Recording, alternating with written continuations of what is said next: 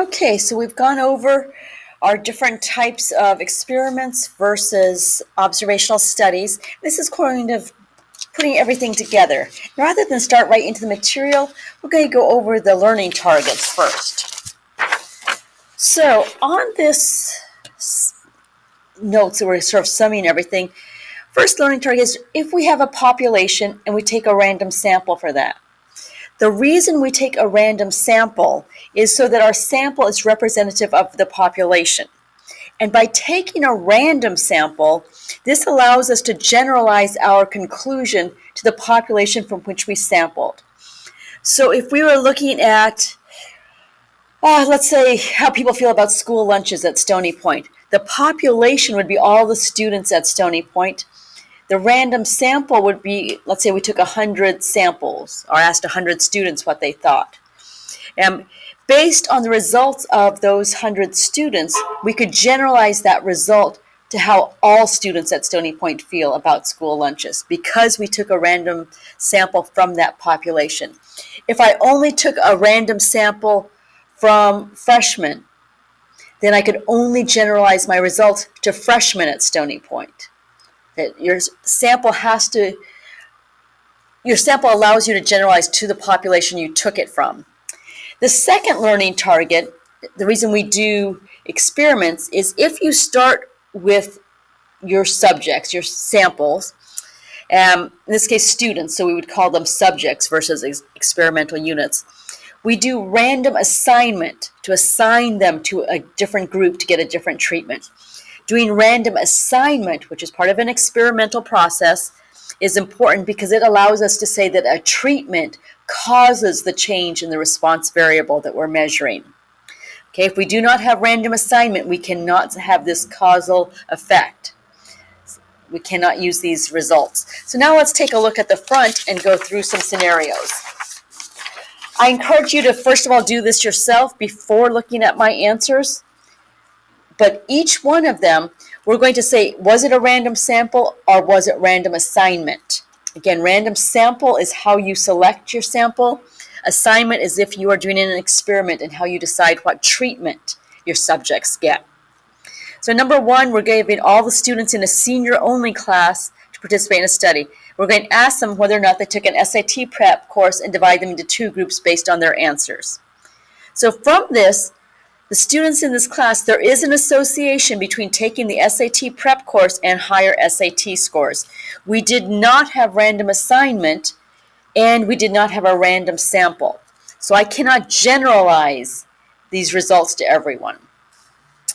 If we did a random sample of seniors at our school and we asked them to participate in a study, we're going to ask them whether or not they took the SAT prep course and divide them into two groups based on their answer.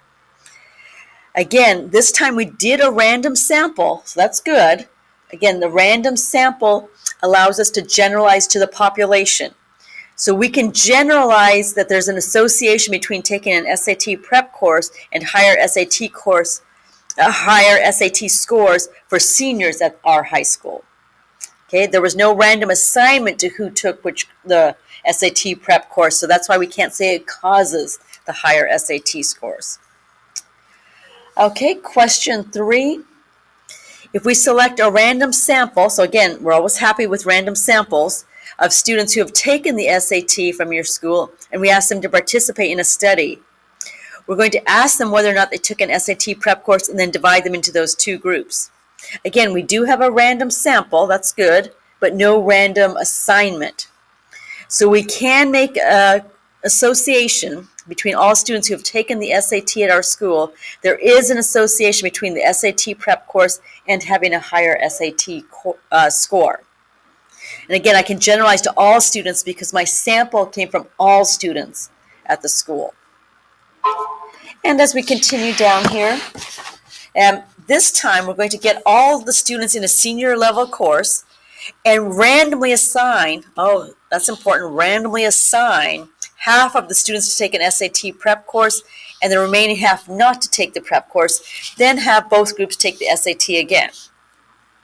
So in this case, I can make some conclusions. For students in this class, the senior-only class, taking the SAT prep causes higher SAT scores. And I can say that because I randomly assigned them to take the course or not take the course.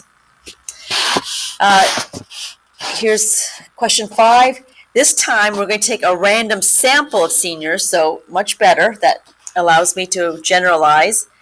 And I'm going to randomly assign them to take the SAT prep course or not take it, and then compare the answers. So again, because we had random sample and we had random assignment, I can now generalize. So for all seniors at my school, taking an SAT prep course causes higher SAT scores. And again, I can use that word causes because I had the random assignment. So that's the key to allowing this causation. And my final scenario, I'm going to select a random sample of students who've taken the SAT and ask them to participate. Again, we want to ask them to participate. You don't force anyone to participate in a study. We randomly assign half of them to the prep course and half to not take it, and again, everyone takes the SAT again. So in this case, I can say for all students who have taken the SAT at my school, I can show that taking an SAT prep course causes higher SAT scores. I can generalize to all students since my random sample came from all students who have taken the SAT previously. And I can say that it causes the higher SAT scores versus just being associated because I randomly assigned the students to whether or not they took the prep course. So I hope that makes sense. It is critical that we know why we want to do random samples and random assignment. They allow us to random samples allow you to generalize to the population you took the sample from. Random assignment allows you to show causation. Okay? Okay, good luck, guys.